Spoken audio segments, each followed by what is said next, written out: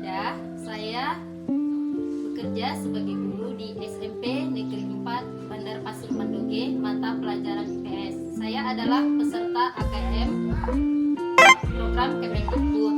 Hari ini saya akan melakukan pengibasan kepada rekan kerja saya tentang asesmen kompetensi nasional. Setelah ini saya akan melakukan pengibasan tersebut. Terima kasih. Halo. Jadi sekarang saya akan melakukan pengibasan kepada rekan kerja saya untuk dibuat AKM Kemendikbud angkatan ketiga.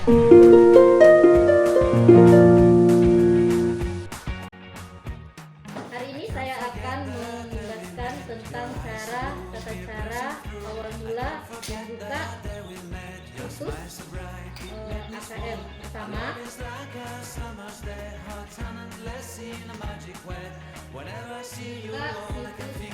belajar AKM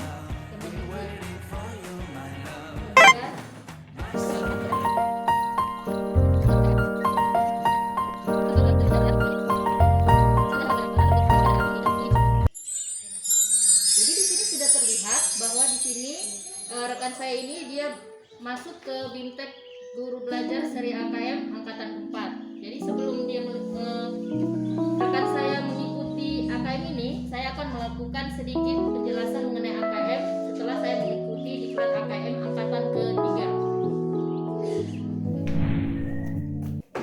Pertama, di sini saya akan menjelaskan tentang tujuan dan manfaat dari asesmen. Pertama, tujuannya adalah untuk melihat atau memperbaiki kualitas dari pendidikan secara menyeluruh, di mana asesmen dirancang untuk menghasilkan informasi yang akurat tentang kualitas belajar siswa di sekolah.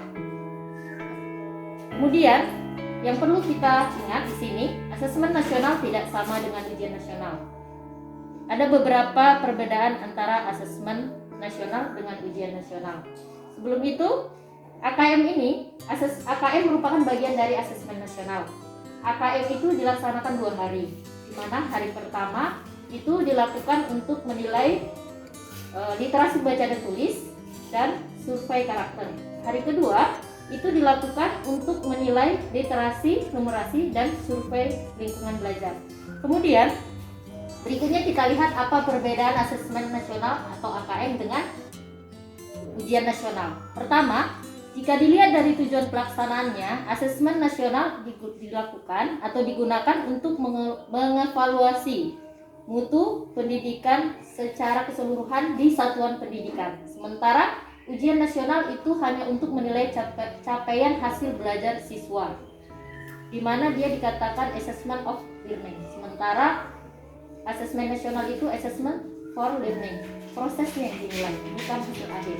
Kemudian, jika dilihat untuk sasaran siswa yang dinilai, asesmen nasional itu yang dinilai itu mulai dari sekolah dasar, tingkat dasar, kemudian tingkat menengah pertama dan menengah atas, SD, SMA, dan SMP dan SMA sederajat. Sementara untuk ujian nasional itu hanya diujikan untuk sekolah menengah pertama dan sekolah menengah atas. Sementara untuk siswa sasaran dari asesmen nasional itu dimulai dari kelas 5, kemudian kelas 8, kemudian kelas 11. Tujuannya untuk melihat tingkat pendidikan atau tingkat hasil belajar dari siswa tersebut, sehingga siswa tersebut masih belajar di pendidikan tersebut, sehingga nanti diharapkan memperoleh manfaat dari hasil AKM. Sementara ujian nasional itu ditujukan pada siswa pada jenjang akhir sekolahnya masing-masing.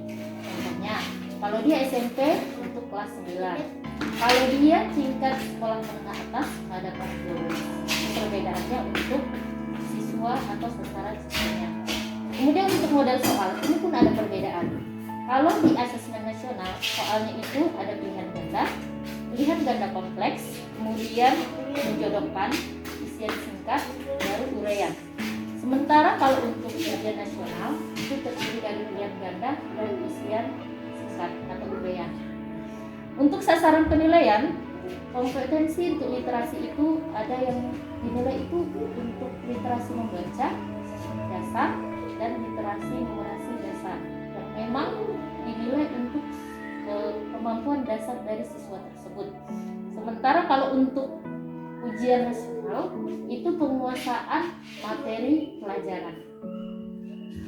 Kemudian untuk pelaksanaannya, ujian nasional itu menggunakan sistem M1, sementara ujian nasional itu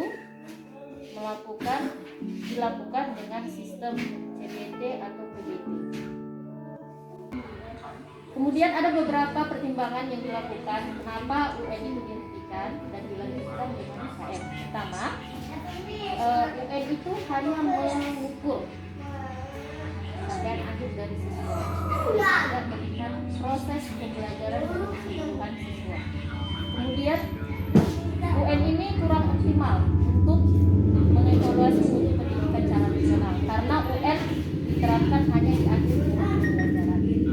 Selain itu, secara keseluruhan asesmen nasional itu sangat perlu karena beberapa tahun ini kita tidak pernah naik dari peringkat terendah PISA. Sehingga asesmen ini sangat diperlukan. Sehingga secara keseluruhan asesmen ini diharapkan dapat memperbaiki mutu dan cara pembelajaran yang dilaksanakan pada setiap sekolah. Terima kasih. Oke, demikian penjelasan secara singkat yang saya lakukan pada rekan-rekan saya. Akhir kata, saya berharap walaupun AKM ini belum dilaksanakan, saya menilai hal ini sangat-sangat positif. Karena melihat dari tujuannya, manfaatnya, dan proses yang dilakukan. Kami berterima kasih kepada Kemendikbud karena meluncurkan program ini dan kepada siswa. Dan kedepannya semoga AKM ini berhasil kita laksanakan sehingga kami sebagai guru dan tenaga kependidikan secara keseluruhan dapat memperbaiki diri dan dapat mengintrospeksi diri dengan adanya AKM ini dan memperbaiki kualitas kami ke depan. Demikian pembahasan yang saya lakukan secara singkat dan sederhana. Terima kasih. Assalamualaikum warahmatullahi wabarakatuh.